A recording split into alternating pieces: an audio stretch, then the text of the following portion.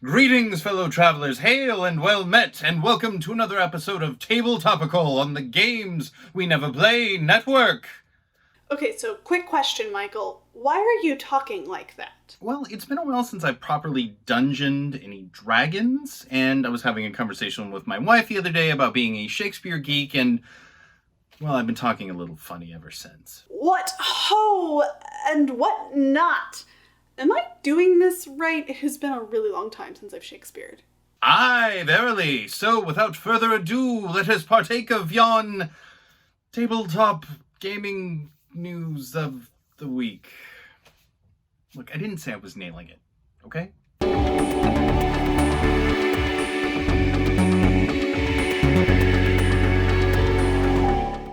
If you've been listening to the October episodes of the GWNP podcast, you've heard the crew of regulars and some special guests taking on Kids on Brooms. Renegade Studios continues to innovate with their Kids on Blank series, bringing a system that's right in that sweet spot of crunch for experienced gamers, while offering a low barrier of entry to newer gamers with familiar settings and world building. And we're super happy to share that they just won a prestigious Origin Award for their sister game, Teens in Space! The whole series is really fun and won't put a dent in your budget, but if you haven't yet checked out the Space Age entry into the Kids on Blank series, we think it's well worth your time and money. Also, Kids in Space! If it's that fun to say, imagine how fun it is to play. Cyberpunk Red has had a particularly problematic development cycle, and along with its companion project, Cyberpunk 2077, getting pushed back to 2021, well, fans of the genre, myself included, have approached any sort of update to the tabletop game with a healthy and justified amount of skepticism. Now, I will believe it when I have it in my chrome-plated little hands, but publisher R. Talsorian has announced that come mid-November, our waiting will be over.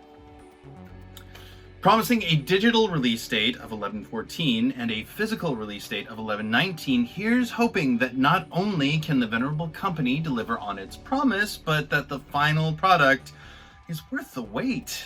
Look, I mean, we like what we've seen in the quick start, but we'll reserve final judgment until next month. Also, let the record show that Cyberpunk 2020 promised a lot more mirror shades than I see on a regular basis. Hurrah. And as some of you may know, I have many favorite things. But one of those things is queer women wielding swords, which is why today I want to bring your attention to a new Kickstarter for Thirsty Sword Lesbians by Evil Hat Productions.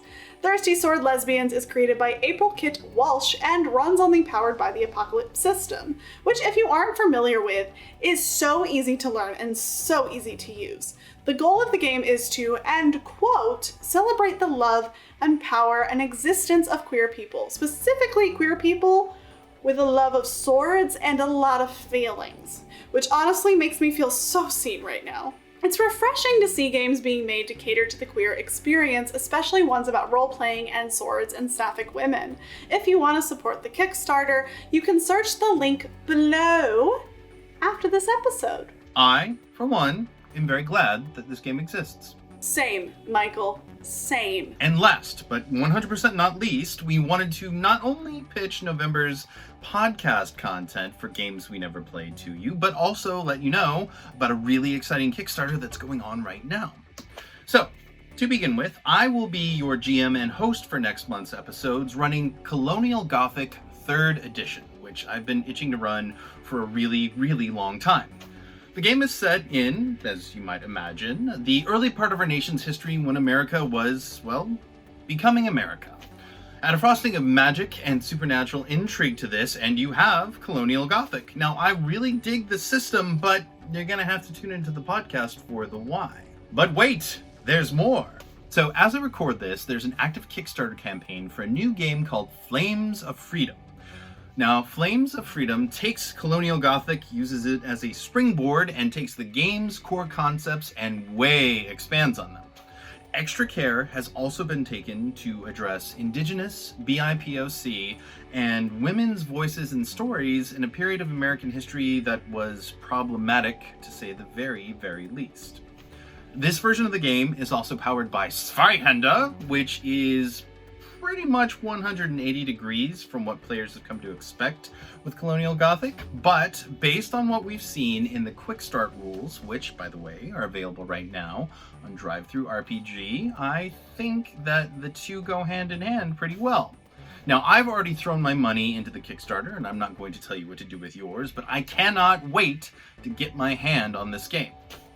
However, I'm going to have to wait until March, just like everybody else, because, well, that's how time works. If we shadows have offended, think but this and all is mended, that you have but slumbered here, while these visions did appear. And if you crave more content, dears, check out our social media. Here's GWNP_pod at Twitter and Instagram, and Games We Never Play on Facebook. Nailed it! Like a champ, Blythe. Well done. So don't forget, we've also got a Patreon at patreon.com/GWNP, a discount on Dice Envy merchandise by going to diceenvy.com/GWNP, and more. Also, we have just started a brand new live stream on Twitch on Wednesday nights called Shadows of Gotham. So if you like the Batman family, but want to see what Gotham City looks like from the bad guy's perspective, this show is all kinds of up your alley. Heck, you know what? I'm in it too, so if you want to see more of this handsome mug, tune in Wednesday nights for Super Villainous Adventure. I have been Blythe Kala. You can find me on Twitter, Instagram, Twitch, and YouTube at Blythe Kala 93. You can also find me on Saturdays playing Star Wars Silence in the Force on It's Probably Okay. Someone finally let me run a Star Wars game. Let's see what trouble ensues.